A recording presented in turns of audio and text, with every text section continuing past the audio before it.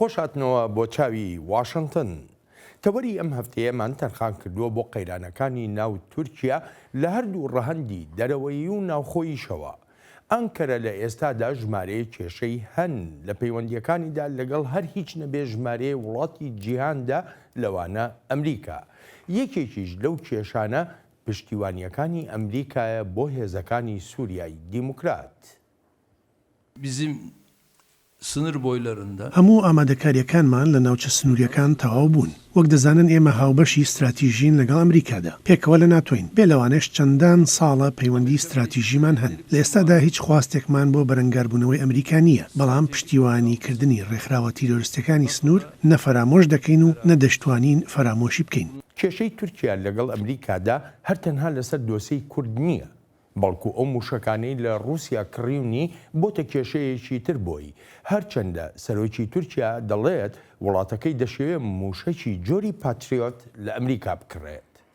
noktasında da şartlar itibariyle لەسەر دۆسەی موشکی پاتریۆت یان سیستەمی بەرگری ئاسمانی ئێمە وتومانە دەتوانین ئەو سیستەمە لە ئەمریکا بکڕین ئەگەر مەرجەکانی بۆ ئێمە دروست و گونجاو بن. بە تایبەتیش ئەوەی پەیوەندی بە بەرهەمهێنانی هاوبەش و قەرزەوە هەیە، بێگومان مەرجە گرنگەکانی تریش. تا ئێستا ئەمە بەرنامەمانە.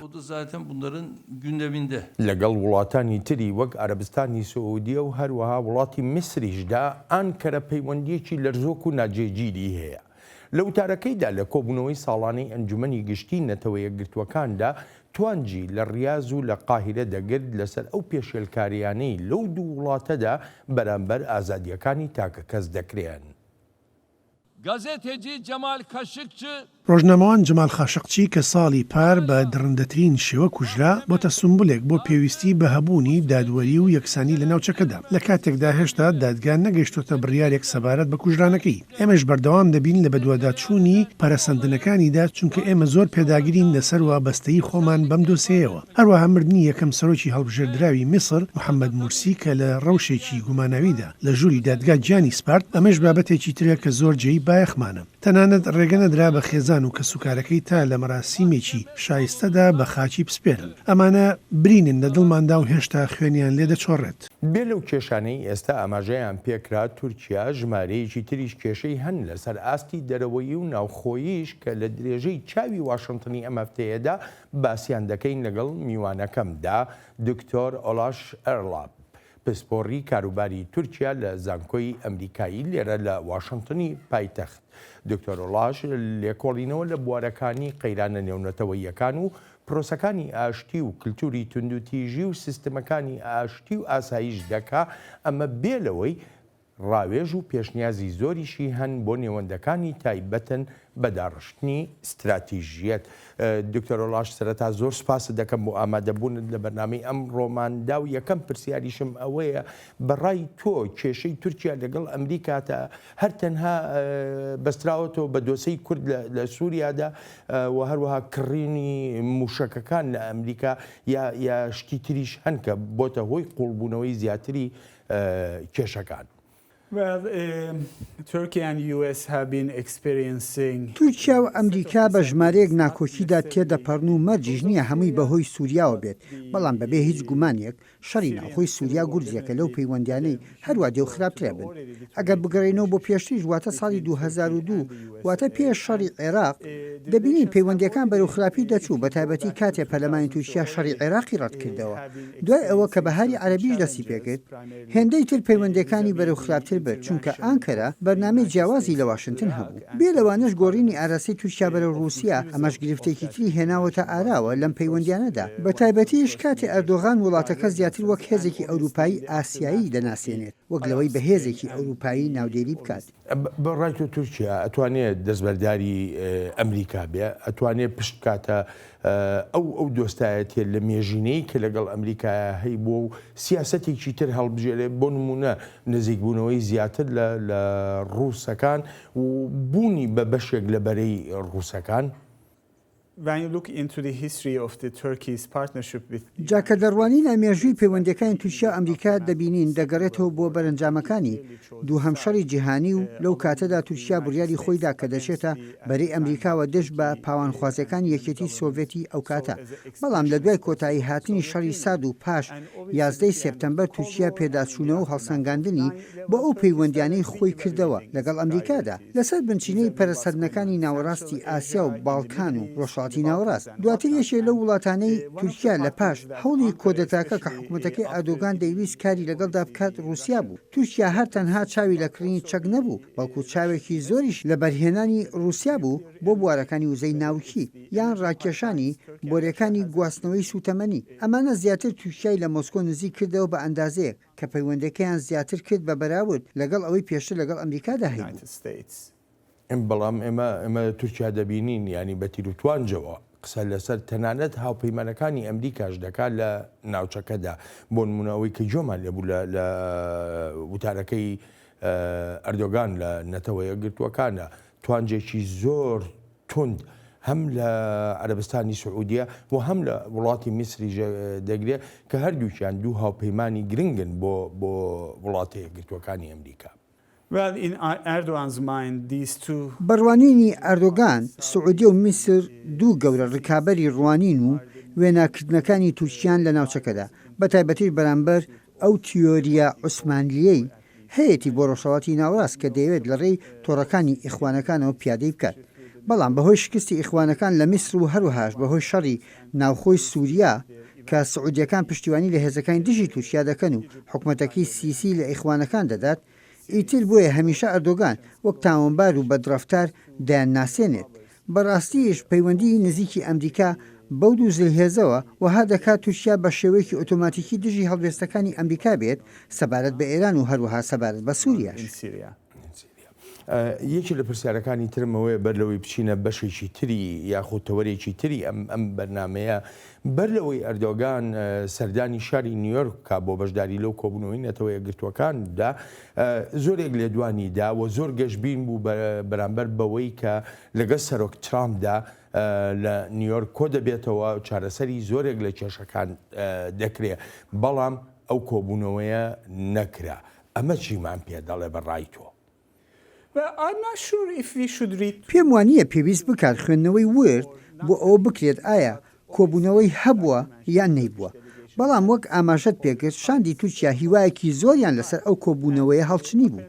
پێم وابێت لە کاتی نانخواردنێکدا بۆ یەک دوو خولەک قسەیان کردووە، بەڵام بە دڵنیاییەوە ئەوە نەبوو کە تورکیا پێشبینی دەکرد، بەڵکو چاوەڕوانی هەبوو بۆ سەودایەکی گەورە بە شێوەیەک ڕێگە بدرێت بە تورکیا چی دەوێت لە باکووری سووریادا بیکات و ئەمریکاش پێی قایل بێت، جا ئەوە هەرگیز ڕوو نادات. لێدوانەکانی حکوومەتی تورکیا لەسەر دۆزی سووریا وەک پەیامێکە بۆ ناوخۆی وڵاتەکە نەک بۆ دەرەوە. ئەوەی حکوومەتەکەی ئاردۆگان لە 10 ساڵی ڕابردووەوە کاری لەسەر دەکات دوو ئاراستەیە. یەکەمیان قسەکردنە بۆ ناوخۆ و هەمیشان قسەکردنە بۆ خەڵکی دەرەوە. دەیەوێت وەها بکات کە لایەنگرانی خۆی بڵێن بەڵێ ئەردۆگان دەتوانێت قەناعەت بە ئەمریکا بهێنێت، دەشێوێت ستراتیژیەتی خۆی لەسەر ئەوە بنیاد بنێت، بەڵام ئەوە تا ئێستا هیچی بە هیچ نەکردووە و پێشم وەها نییە تەنانەت پلانی دووهەمیشی هەبێت، چونکە ئەوە مانگی نۆش کۆتایی هات و دەبواە هێزەکانی تورکیا بچوناتە ناو باکووری سووریاوە وەک پێشتر ئەردۆگان ڕایگەیاند. هەتا ئێستا ئەوە ڕووی نەداوە. بۆیە دەڵێم چرای سەوزی لەلایەن ئەمریکا بۆ هەڵ نەکراوە و ئەمریکا دانوستاندن بۆ دۆزینەوەی چارەسەریەک دەکات و هەروەهاش بۆ دەستێوەردانەکانی تورکیا لە ڕۆژهەڵاتی ڕووباری فوراتدا.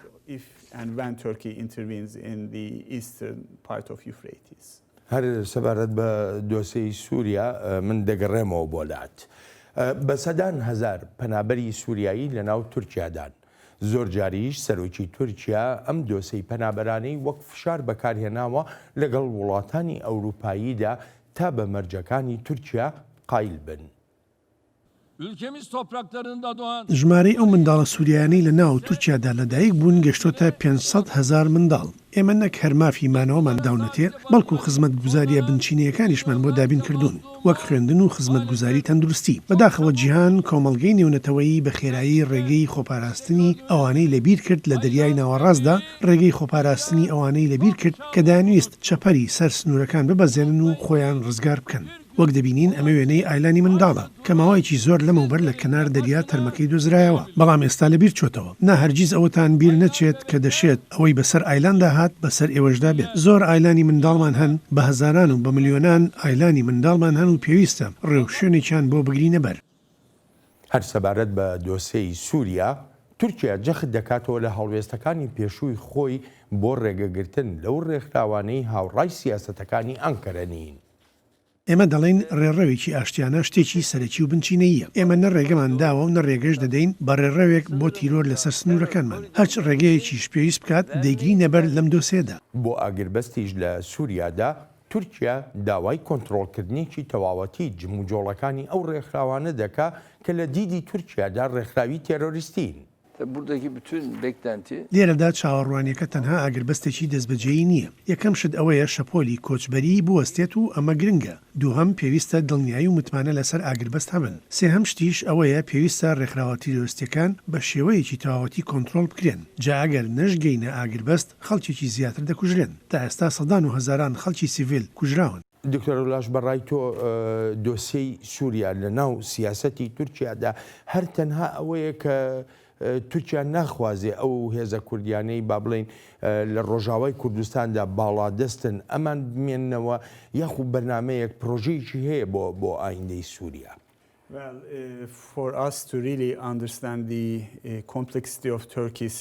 بەڕاستی بۆ ئێمە تا تێبگەین لە استراتیژەتی تێکەڵبوونی تورکیا لە دۆسەی پاش شەڕی ناوخۆی سووریادا ئەوە پێویستە تێگەیشتنمان هەبێ بۆ واقعی سیاسیانەی ناوخۆی تورکیا لەو سۆنگەیەوەی کە دەبێت ئەردۆگان هاوپەیمانێتەکەی خۆی لەگەڵ نەژاد پەرستە ڕاستەوەکاندا زۆر بەهێز بکات بێلەوە هەستی دژە عەرەب و دژە سووریا لە شەقامی تورکیادا هەروە دێو زیاتر دەبێت هەر لەم چەند مانگەی ڕابردوودا ژمارەیەک ڕووداومان بینی وەک ئاگرتێبەردانی دوکانی پەنابەرێکی سووری یان هەوڵەکان بۆ دەستگیرکردنی سووریایەکان وەک دەڵێن چونکە ڕابردووی تاوانکاریان هەیە جا ئەوەی دەیبینین فشارەکانی شەقام هەروە دێو لەسەر حکوومەتەکەی ئاردۆگان زیاتر دەبێت تا شتێک بکات بۆ نمونە بەرامبەر ئەو زیاتر لە 4 ملیۆن پەنابەرە سووریایی لە تووشیان حکوومەتیش پەیمانی داوە کە ئەو پەنابەرانە چیدی لەسەر سنووری تووشیان نابن و دەنێرێنەوە بۆ سووریا جا بەڕاستی کێشەکە لەوەدایە ئەو ژمارە زۆرەی پەنابەران دەگێڕێنێتەوە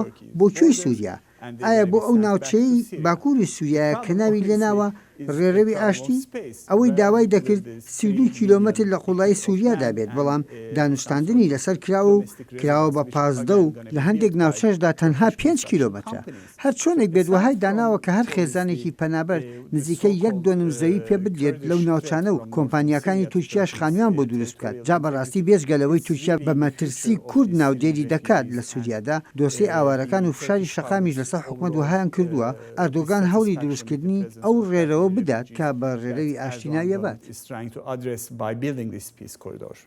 بەڵام بۆ دۆسەی کورد لە سووریادا ئەردۆغان بەردەوام جەخت لەوە دەکاتەوە نەکرد ئەردۆگان ینی تەنانەت ئەندامانی مەهەپەش هەروەها ئەو نەتەوە پەرستەکانی تری تورکیا بەردەوام جەخت لەوە دەکەنەوە کە هێزە کوردیەکانی ناو هێزەکانی سووریای دیموکرات ئەمانە هێزی تێرۆریستین و پەیوەندیان هەیە بە پارتی کرێکارانی کوردستانەوە لە کاتێکە بە بەرچاوی هەموو دنیاوە هێزەکانی یەپەکە یەکینەکانی پاراستنی گەل ئەمان شەڕێکی گەورە و گرانیان لەگەڵ داعشدا کرد لە کاتێکە تورکیا بەشداریەکی ئۆتۆی نەبوو لەو شەڕەدا چه ئاسایش دەپارێزێت لەو ناوچانەدا کە ئەردۆغان هێز دەنێرێ بۆیان.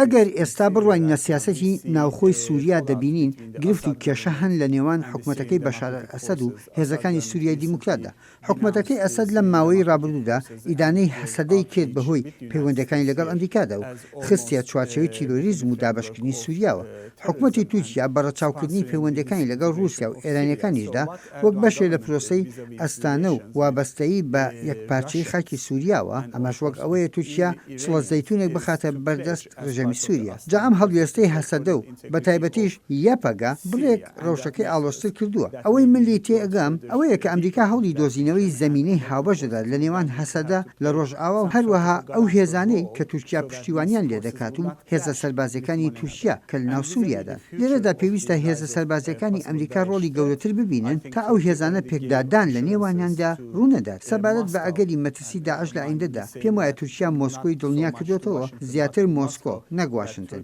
بەوەی کە بەرەنگایی داعش دەبێتەوە ئەگەر جارێکی تر شەڕ لە ناوچەکانی سووریا دەست پێ بکاتەوە لەلایەن داعشەوە. ئەو زمینە هاوبەشەی کە ئاماژە و پێکرد بەڕای تۆشیانی هەیە لە کاتێکا کە دوو هێزی تەواو جیا لە یەک دوو بەرنامەی تەوا جیا لە یەک دوو استراتیژێتی جیا لە یەک بتوانن ئەو زمینە هاوبەشە پێک بێنن. ئەمە دەکەوێتە سەر ئەوەی هەردوودا لەسەر چ جۆر ڕێکەوتێکی سیاسی پێکدەن. ئەوەش نهێنی نییە. هاوکاتی سەرهەڵدانی داعش لە سووریا و لە عێراقیش تورکیا و یەپەگا هاوکاری هەبوو لە نێوانیاندا بە تایبەتیش کاتی گواستنەوەی مەزاری دامەزرێنەری ئیمپراتۆریەتی عوسمانی ئەو هاوکاریەوە های کرد تەرمەکە بگەڕێنرێتەوە بۆ تورکیا. ئێستاش پەیوەندی هەیە لە نێوان سەرکردە لەشکریەکانی هەردوو لادا و پێم وایە ئەگەر خواستی سیاسی هەبێت لای هەردوو لاوە و ئەمریکاش ناوبژیکار بێت ئەوە دەتوانێت ئەو زمینە هاوبەشە بدۆزرێتەوە. بەڵام ئێستا پێویستە وەڵامی ئەو پرسیارە بزانین کە پەیوەندەکانی هەسەدە و ڕژەمی ئەسەد چۆن دادەڕێژرێت یانیش پەیوەندەکانی هەسەدە و رووسیا چۆن دەبن. سیاسەتی تورکیا بەرامبەر کورد ڕوون و ئاشکرایە بەڵام نادیاریەک لە پەیوەندی کورد و سووریادا هەیە و ئانکارە دەیەوێت ئەو نادیاریە بۆ بەرژەوەندی خۆی بەکاربهێنێت.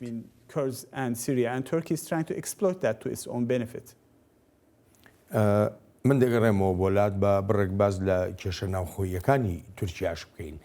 قەیرانە ناوخۆییەکانی تورکیا کێشەی بۆ ڕەجەب تەیب ئەردۆغان و بۆ پارتی داد و گەشەپێدانی تورکیاش دروست کردووە. سیاسەتەکانی ئەردۆغان وهایان کرد کە بەشێکی ڕێبەرانی ئەو لایەنەی فەرمانڕەوایەتی تورکیا دەکا لی جیا ببنەوە.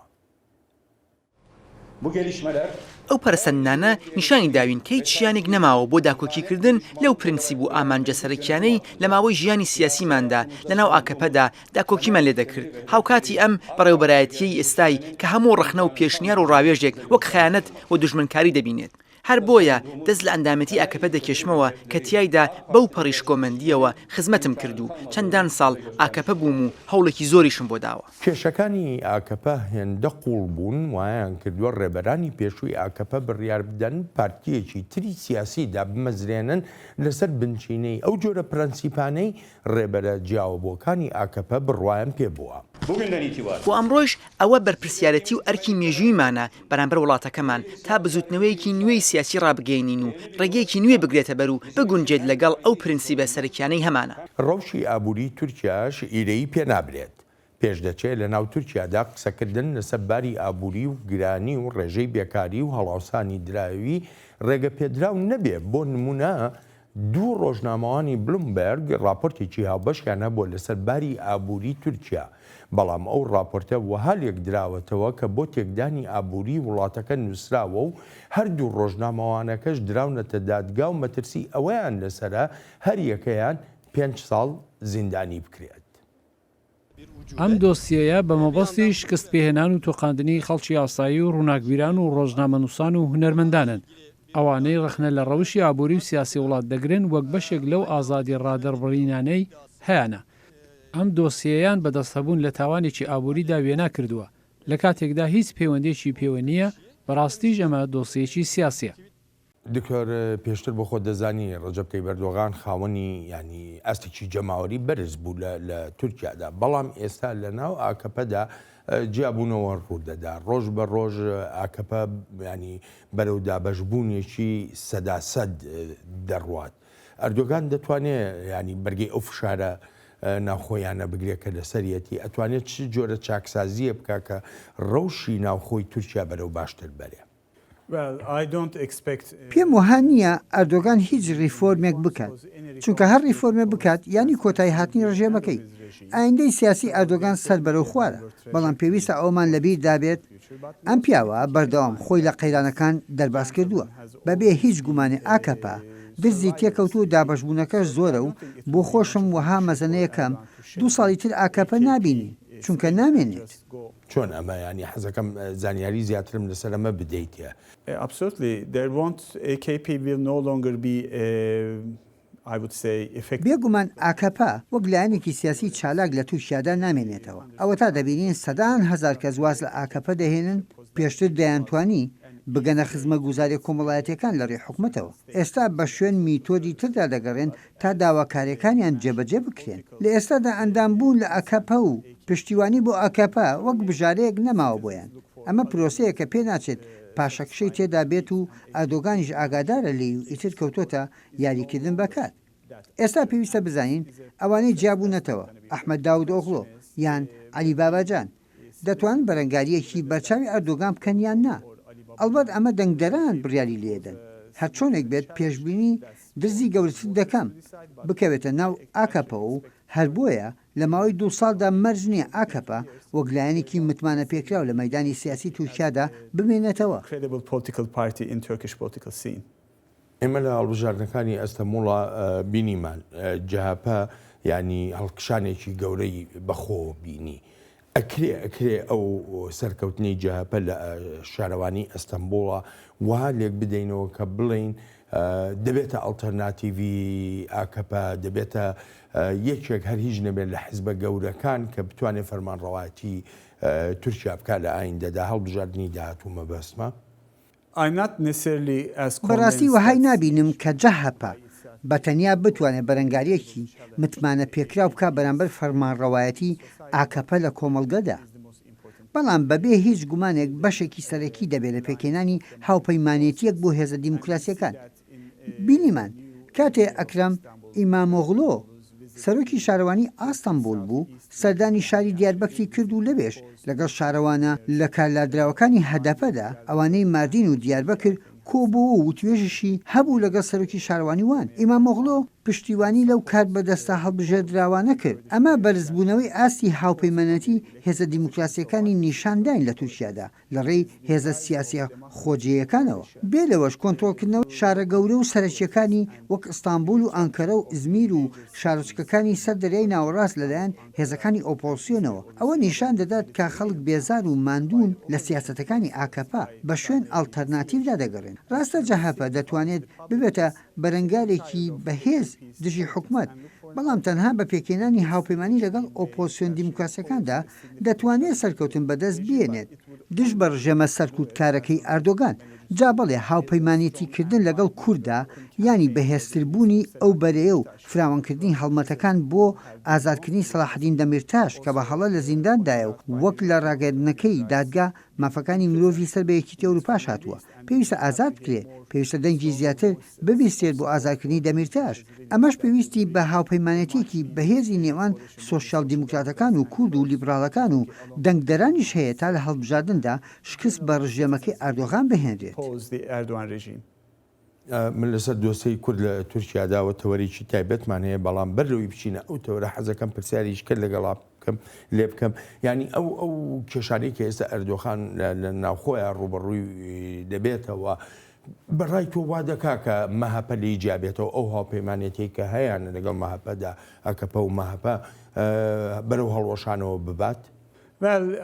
ئەوەی من لی تێدەگەم ئەوەیە مەهەپە جۆکانی ئاکەپەی گرتووە هەر بۆیە دەڵێم ئاکەپەی 2019 هەمان ئاکەپەی 2016 نییە گۆڕانی بەسەرداهات ئێستا ئاکەپە لەباری بەرگریدایە و لەسەر میراتی نەتەوەپەرستی لە تورکیادا کار دەکات و ئەمەش تەواو جیاوازە لەو لایەنە ئیسلامیەی بایەخی بە نەژادپەرستی هەبووە ئەلبەتە ئەمەش گرنگە بۆ ئەوانەی بڕوایان بە ئەردۆغان هەبووە کە هێشتا ئاکەپە ڕێکی ئیسلامی هەیە و لەوانەشە بخوازن بڕێک فرەیی هەبێت لە ڕوانینەکاندا هەر بۆیە دەشێت بە شوێن مەیدانی تێدا بگەڕن تا ڕوانینەکانی خۆیان دەرببڕن. بابشینە دۆسەی کورد لە تورکیادا وەکو پێشتر جەنابیشت ئاماژە و پێکرد جارێکی تریش لە تورکیا کاربەدەستە هەڵبژێراوەکانی کورد لە پۆستەکانیان دوور دەخرێنەوە و لە بری ئەوان ئەو کەسانەدا دەنرێن کە پێیان دەگوترێ کەسە متمانە پێکراوەکانی ڕەجەب تەیب ئەردۆغان. بەبێ هیچ گومانێک پشڕاستی دەکەمەوە کە بڕیارێکی سیاسیانە بووە. ئەمەش یەکەمین جار نییە ڕوبەڕووی ڕێوشێنێکی وەها ببینەوە. لە ڕابردووشدا بەهۆی ئەم جۆرە بڕیارە سیاسیانە و هەمان جۆری نادادیە دووچاری مەینەتی هاتووینەتەوە. دەکرێت بگوترێت تەواوی ئەو کاربەدەستە کوردانەی لە ڕێی هەڵبژاردنەوە بوونەتە شارەوان لە شار و ناوچەکانی تری خۆیاندا بە تاوانی هەبوونی پەیوەندی بە تێرۆریزمەوە بڕیاری دوورخستنەوەیان دەدرێت لە تورکیادا. ئەو ڕێوشوێنانەی بەرامبەرمان گیراونەتە بەر سیاسین و ئەو هەستە دەداتێت کە کودەتایەکی سیاسی کراوە بەداخەوە لە تورکیادا بەهۆی هەروادەی و زیاتربوونی سەرکوتکاریەکانی ڕژێمەکەوە مافە بنچینەیەکان و دەستوریەکانی هیچ کەسێک پارێزراو نییە. ئێمە مافی یاسایی خۆمان بەکاردێنین لە ڕێدادگایی بەراییەوە دەست پێ دەکەیت بەڵێ مافی یاسایی و ئەڕەوایی خۆمان بەکاردەهێنین.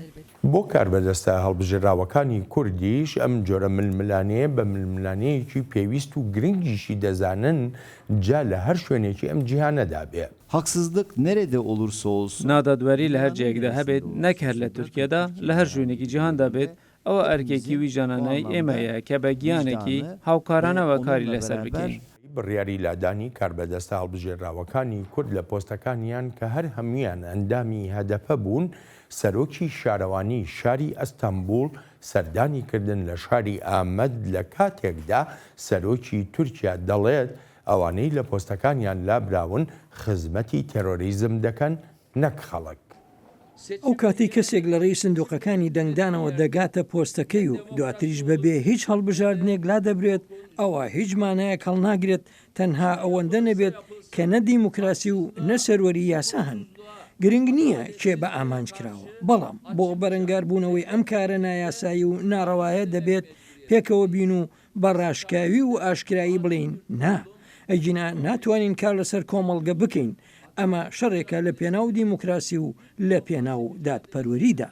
دکتۆر وڵاش بە خۆ دەزانانی ئەمە یەکەم جار نییە کاربەدەستە هەڵبژێراوەکانی کورد لە پۆستەکانیان لا ببرێن و کەسی متمانە پێکراوی ئاکەپە یا ڕەجەب تەیب ئەردۆغان دا بنرێن. بژارەکان لە بەردەم کووردا چین؟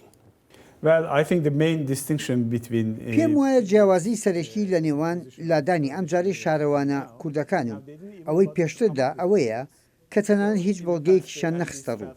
لە ڕابردوودا کاریان بۆ هەبوونی بەڵگە و خستنە ڕووی بەڵگەکان دەکرد بەڵام ئەم جارە هیچ خۆیان بەوە ماندوو نەکردووە تا بەڵگە بهێن و نیشانی خەڵکی بدەن.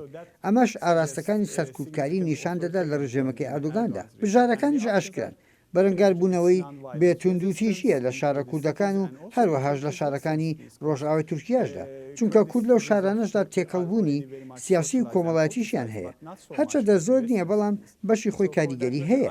بەڕاستی ئەوە بە گرنگ دەزانم کە مانگرتنی بێتوندوتیژی لە شارەکانی ڕۆژئاوای تورکیادا هەبن وەک ئەستەمبول، ئیزمیر، هەروەها ئەنکەرە. هاوپەیمانێتی ئەندام پەرلەمانەکانی هەدەفە و جەهەپا گرنگە بۆ هەبوونی دەنگێکی بەرز بەرامبەر تاکتیکە سەرکوتکارەکانی ڕژێمەکەی ئەردۆغاندا چونکە ئێستا هیچ کەسێک دڵنیان نییە و ناتوانێت متمانە بدات ئەوەی بەسەر شارەوانەکانی دیاربەکر و وان و ماردینە هاتووە. هەمان شتیش لە ئەستەمبول و ئەزمیر دووبارە نابنەوە. جەهەپەش ئەو ڕاستیە دەزانێت کە دەسەڵاتی سەرکوتکار سنووری نییە بۆ سیاسەتەکانی. هەر بۆیە پێویستە ئەم سیاسیە خۆجییانە پێکەوە کار بکەن و هاوسۆزی خۆیان بۆ یەکتر بە شێوەیەکی بەرچاو ڕابگەێن. ئێمە لە گەڕی دووەمی هەڵبژاردننی شارەوانیەکانە ئەوەی ئەستەمبول بە تایبەتی نزیکبوونەوەیشی زۆر بەرچاوی کورد لەگەڵ جەهەپەدا بینیمان. ئەکرێ بە دوای ئەمەدا ئێمە بڵین پەرەسەندنیش دروست دەبێت بە تایبەتی دوای ئەو سەردانەی کە ئیمامۆغڵو کردی بۆ شاری دیاربەکر. ئێمە ئەگەر بۆ نمونە سەیری ڕابردووی سیاسی ئەحمەد تورک بکەین پێشتر ئەندامی پەرلەمان بووە لەسەر لیستی جەهەپە. تەنانەت لە کۆتای حکوومەتەکەی ئەجەویددا واتە کۆتایی ساڵانی هەفتاکان جەهاپە مەیدانێک بووە بۆ سیاسەکانی کورد هەرچەندە لە نەوەتەکاندا ڕۆژەکەەوە هانەمایەوە بەڵام ئێستا دەرفەتەکە بەرچاو بۆ سۆسیال دیموکراتەکان و بۆ سیاسی کوردەکانی ئەقلیەتێکی کراوەیان هەیە بەرامبەر دیموکراسی پێویستە و دەشتوانە هاوکاریەکتر بن هەرچەندە دەنگدەرانی جەهاپا جۆرێک لە دوودڵیان تێدایە بەرامبەر بەهێزە سیاسەکانی کورد بیرمان نەچێت ئێستا سەرکوورکردنەکانی ڕژێمەکەی ئەردۆگان لەسەر بچینە نەژادی نییە بەڵکو بۆ تێکشکاندنی هەر جۆرە ئۆپۆزیسیۆنەکە هەر بۆیە دەبینیت ئێستا هاوڕاییەک هەیە لەو شاراندا لەسەر پێویستی بۆ پێکێنانی هاوپەیمانێتیەک پێش دەچێت دەستی پێکردی بێت ئەوە تا حکوومەتی خۆجی ئەستانبول خولی فێبوونی زمانی کوردی دەکاتەوە و بە خۆڕاییە ئەمە هەنگاوێکی بەراییە لە شارێکی ڕۆژ ئاوای وڵاتەکەدا جا بەڕاستی هەنگاوی گەورە دەبینین بەو ئاراستەیەدا. So we already see significant steps towards that direction. بەڵام متمانە چییە کە ئەم شتە بەردەوام بێ من ینی پێشتر هەر لەم بەنامەیەدا جەناب داماژۆ بەوە کرد کە دەڵێ ئەردۆگان لەژێ فشاری ڕای گشتیدایە بە تایبەتی کاتێک کە دێتە سەر دۆسەی کورد لە سووریادا ئەی بۆ دۆسەی کورد لە ناوخۆدا کۆمەڵگەی تورکی ئامادەیە کە ئەو جۆرە پەرەسەندنە ببینێیاننا. بەگشتی هیچ متمانەیەک نییە و کوردیش بۆ خۆی دەزانێت لە تورکیادا هەرگیز هیچ متمانەیەک نییە بۆ سیاسەکانی کورد بەڵام من بۆ خۆم گۆڕانکاریەکی گەورە دەبینم لە بیرکردنەوەی سۆشیال دیموکراتەکانی تورکدا بۆ کتانەوەی زیاتر سەبارەت بە مافە سیاسی و کولتوریەکانی کورد ئەم دیاردەیەش بۆ یەکەم جار ساڵی 2013 هاوکاتی خۆپیشاندانەکانی گیزە بینیمان 6 ساڵ لەمەوبەر هێزەکانی ئۆپۆسیۆن لە ڕۆژئاوای تورکیا تێگەیشتنی لەلا دروست بوو کە هێزە کوردیەکان دەیان ساڵە ڕوبەڕووی چه جۆرە سەرکوردکردنێک دەبنەوە لەلایەن دەوڵەتی تورکیاوە لێرەوە هاوسۆجی دروست بوو ئەمە بێرەوەینەوەی سۆشیال دیموکراتەکانی گۆڕانی بەسەردا هاتووە زیاتر کراوەترە بەرامبەر سیاسەکانی کورد و توندوتیژیشی نابێت بەرامبەر بە هەرێمی کوردستانی تورکیا. ئەو گوتارەی ئەردۆگان پێشتر هەیە بۆ هەیە زۆرێک لە گەورە کار بەدەستانی ئاکەپەشکە هەیەیان بووە هەر کەسێک نەیار بووە لەگەڵ یانە هەر کەسێک هاوڕان نەبووە لەگەڵ سیاسەتەکانی ئاکەپەیە ئەردۆگاندا دەست بەجێ بە تێرۆریزم ناودێردەکرا ئێستا ئەو سیاسەتە ئەو لە دوانانە هەمان ئەو کاریگەریانی پێشویان ماوەیە یا جیاوازە بەڕایتەوە. پێم وایە خەڵک بێزار بوون چونکە هەمان گوتارە دووبارە دەبێتەوە و وهای لێ هاتووە کە دۆستەکانی ئەمڕۆ دوژمنەکانی سبەینێن وەک ئەوەی بینیمان لەگەڵ فەتحوڵا گولەن و لە ئەنگرانی داکران بینیمان ئەردۆگان وێنەکەی ئایلان کوردی بەرز کردەوە هەر لەم ماوەی ڕابردوودا لە ئیجا تەرمی 8 یان 9 مناڵی ترمان بینی کە بەشێک بوون لەوانەی لەدەست ڕژێمەکەی ئەردۆگان هەڵاتی بوون ئێستا بەهۆی قەیرانی ئابووریشەوە خەڵک تێگەیشتون لەوەی هەرچێکی ئەردۆگان دەیڵێت تەنها وتارە و هیچی تر و سنوورێکیش نییە بۆ ئەوەی کێ دژمنە بێ لەوانەش بە ئاگاییەکیش هاتۆتە ئاراوە لەنەوە ئاکەپەشدا وەک باسمان کرد کە لێنی گەورەی تێکەوتووە جائیدی خەڵک ئێستا زۆر گوێ بە وتارانە نادەن و ئەو جۆرە وتارانە سوودیان نەماوە هاوشەوەی 10 ساڵ لەمەوە بێت جا بەڕاستی خەڵک بێزار بوو و نازانم ئایا ئەردۆگان ئاگای لێیان نا. چارەسەری کێشەی کورد لە تورکیادا لە ئەرکی حکوومەتە و حکوومەتی تورکیا دەتوانێت چارەسەری بکە یا بەڕای تۆ ئەرکی ئەو دامەزراوانەیە کە لە پشت پەردەی حکوومەتەوە کار دەکەن ئەوەی کە پێیان دەڵێن دەوڵەتی قوڵ. وەڵامی ئەم پرسیارەت وەک پسپۆرێکی بواری چارەسەری قەیرانەکان دەدەمەوە ئاشتی تەنها لە ناو کۆمەلگاوە دێتە ئاراوە لە نێوان هەموو پێکاتەکانی کۆمەلگەدا ئەوە گرنگ نییە لەسەرەوە چەند ڕێککەوتن و بەیاننامە مۆرەکرێت تا خەڵک لە پێکاتەکانی کۆمەلگادا هەستی دوژمنایەتیان لە نێواندا بێت ئەوە ڕێککەوتن و پەیماننامەکان باخێکیوتوان نابێت ئێستا ئەوەی دەیبینم و وەهای کردووە هیوام هەبێت ئەوەیە بەشێکی بەرچاوی کۆمەلگا بڕوای وایە پرۆسەی ئاشتی پێویستە بۆ دەرباسکردنی تووشیا لە قەیرانەکان و هەروەها بەشێکی بەرچاوی سیاسەکانی کوردیش بڕوایان وایە هاوبەشێکی ڕاستەقینەیان هەیە لە ناو سیاسیەکانی تورک و تورکە دیموکراتخوازەکان با ئەوەش بڵێم کە ئاکەپە هەرگیز نابێتە بەشێک لە پرۆسی ئاشتی چونکە بڕوای بە دیموکراسیت نییە خۆی بە بەرپرس نازانێت لەو دۆسیەدا هەروەها پەیوەندی لەگەڵ دەوڵەتی قوڵ و لەگەڵ مەهەپەدا هەیە کە هەرگیز ڕێگە نادەن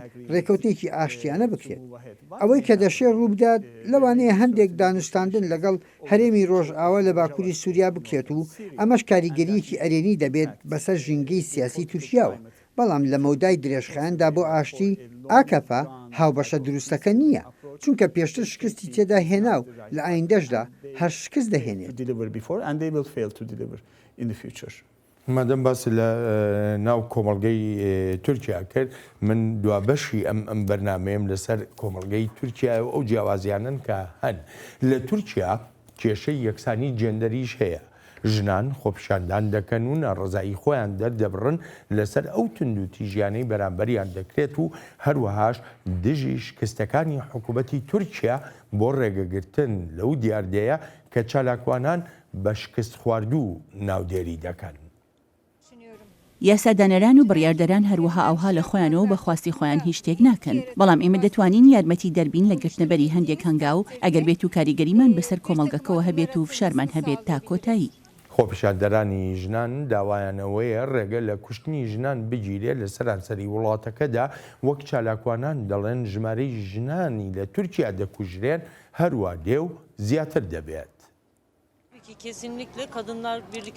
بێگومانەوە کاریگەری خۆی دەبێت ئەگەر ژنان یەکگرتو بین ئێمە بەردەوام دەبین لە پاراستنی سەرکەوتنەکانمان هەروەک چۆن پێشتریش کردومانە بەردەوام دەبین تا ئەو کاتەی ئیتر هیچ ژنێک ناکوژرێت. دکتۆر جۆمان لە چالاکوانانی ژنان بوو گلەیشیان لە حکوومەتی ئێستا هەیە بەوەی کە هەروە دێو ڕێژەی کوشتنی ژنان ینی زیاتر دەبێت پرسیارەکەم ئەوەیە ئەم جۆرە فەرامۆشکردنە یاخۆ ئەم جۆرە کەم تەرخەمیە لەلایەن حکوومەتەوە بە بەرنمەیە یا چییە بەڕایتەوە؟ یەکێک لە ئامانجەکانی ئەردۆگان هەبوونی کۆمەلگایەکی ئیسلامیە کە مافەکانی ژنانی تێدا کەم دەکرێتەوە بە شێوەیە کۆمەلگا بکاتە کۆمەلگای پیاوسالاری و ژن ڕۆڵی نەمێنێت و تەنها ئەوەیە بێتە هاوسەرێکی باش یانی گەڕانەوە بۆ ساڵانی پەنجاکان بەبێ هیچ چەندوچوونێک ئەمە ڕێک پێچەوانی واقعی تووشایە چونکە ژمارەیەکی زۆری ژنانی خوێندەوارمان هەن و ناخوازت تەنانەت ببنە بەشێک لەو مشتومڕەش لە ماوەی 5 بۆ 10 ساڵی ڕابردوودا برێوێک لە بزوتنەوەکانی ژناندا هاتە ئاراوە و ئەم پەرەسەندانەش هەر تەنها دژی ئەردۆگان نەبوو بەڵکو بۆ بەرەنگاربوونەوەی عەقڵیەتی ئاینی و دەربەگایەتیش بوو لە کۆمەلگادا بەمانایەکی تر ئەم بزوتنەوانەی ژنان ململانەی لەگەڵ دۆسیە کولتوریەکانی کۆمەلگاشدا دەکەن کە بوونەتە فشار بەسەر ژنان و کچانی گەنجەوە گرتنەبەری ئەم ڕێبازە هەروە ئاسان نییە بەڵام ژنانی تورکیا تواناییان هەیە بۆ بردنەپێشی ئەجێنداکانیان. ژنان لەگەڵ هەموو ئەو هەوڵانەیاندا بەڕای تۆ ڕوبەڕووی سەرکوتکردنەوەی گەورەتر دەبنەوە لەلایەن دەسەڵاتداران لە تورکیادا چووکە زۆرێک لە چالاکوانان ینی ئەوەیە دەڵێن ئیتر سیستمەکە بەرەو سیستمی سەرکوتکردن دەڕوات لە تورکیادا. پێم وایە بزوتنەوەی ژنان لە تورکیادا زۆر لەوە بەهێزترە کە سەرکوت بکرێت تەنانەت لەگەڵ تێپەڕاندنی قورسترین ڕۆژەکانی ژێر دەسەڵاتی ئەردۆگاندا بەڵام هێشتا هەر بوونیان هەیە و خۆپیشاندان دەکەن ژنان و دایکان و کچان و تەنانەت هاوڕەگەزخوازەکانیش لە ڕیزی پێشەوەی داکۆچیکردنن لە دادپەروەری کۆمەڵایەتی و ئاشتی ئەوەی پێشبینی دەکەم پێکێنانی هاوپەیمانێتیەکە بۆ دیموکراسی بۆ بەرەنگاربوونەوەی ئاردۆگان لە نێوان بزوتنەوەکانی فێمینیستەکان و بزوتنەوەکانی هاوڕەگەزخوازەکان و هەروەها کورد و هێزە دیموکراسیەکان و هێزەکانی سۆسیال دموکرات و لایەنە چەپەکان و ئەو ئیسلامیانەی بڕوایان بە دادپەروەری کۆمەڵایەتی هەیە چونکە هەتەنها بەشێکی کۆمەلگا نییە بەڵکو زۆربەی دووچاری مەینەتی هاتوێتەوە بەهۆی نەبوونی ڕوونی و ئاشکرایی نەبوونی بەرپرسیارەتی و نەبوونی ئازادیەکان کاریگەری کردوتە سەر هەموو کەسێک گەنجان خوێندکاران کەمایەتیەکان پەنابەران هەموو لایەک بەگشتی لە پێشەنگی ئەو بەرێدان دژی ڕژێم لێرەدا ژنانی زیاتر دەنگیان بەرزە و جم و جۆڵیشیان زیاترە ئێستاش بۆ نمونە لە ناو جەهاپەدا زۆر دەرفەتی زیاتر بۆ ژنان هەیە تا نوێنەرایەتی بکەن بە بەراورد لەگەڵ پێشتردا. لەگەڵ هەموو ئەمانشدا کە جەنابەت ئاماژە و پێکردن ئەم بەشە جیاجیانەی کۆمەڵگە دژی ئەم جۆرە سیاسەتانن کە حکوومەتی تورکیا گرتوونیەتە بەر بەڵام ینی پرسیارەکە لەوەدایە کە کاتێک ئەردۆغان دەچێتە هەڵبژاردنەوە دەنگێکی زۆر دەیێنێ دەنگێک توانم بڵێم یەک لاکەرەوەیە ینی بۆچی ئەم جیاوازیە لە چیەوە دروستە بێ پێم وانە بۆ لە مەودووە دەنگی زۆرینە بەدەست بێنێت یەکێ لە ڕاوێژکارەکانی وتوێتی با بۆ هەڵبژاردننی داهاتوو گەڕی دووهەم نەبێت و ئەو کاندیدەی لە سەداچری دەنگەکانی هێنا با بێتە سەرەوە لە ڕاستی ژابەپی ڕاوەرگرتنە گشتەکان کەمتر لە سەدا 50 دەنگ بە ئەردۆغانەدەن جا لەم 2 ساڵی داهاتوودا دەشێت ئەو ژمارەیە کەمتر بێتەوە بۆ لە سەدا 40 ئەگەر کەمتریش نەبێتەوە ژیانی سیاسی ئەردۆگان بەرەو کۆتایی دەڕوات و ئێستا کاتێکی گونجاوە بۆ ئەوەی خەڵنشین بێت خاڵێکی تریش ئەوەیە کە دەکەوێتە سەر لایەنە سیاسی کۆنە پارێزەکان داخۆ تا چەندی تر دەیانەوێت ئەم جۆرە فەرمانڕەوایەتیە درێژەی هەبێت کە لەگەڵ ڕەوش و بەهای تورکیادا ناگونجێت و وەک باسم کرد لە ماوەی 2 ساڵدا دەگۆڕدرێت. زۆر سپاس دەکەم دکتۆر ڕاش بۆ بەشداریت لەم بەرنامەی چاوی واشنگتندا سپاس و پێزانینم. Thank you very much. Oh, my pleasure. Thank you. Thank you. تا بەرنمەیەکی نوێی چاوی واشنگتن ڕێز و خۆشەویستی ستافی بەرنامە و هی خۆشم بەڵێن ساڵح پەسەند بفەرمونون و هەر لە خۆشیە جێتان بێڵین.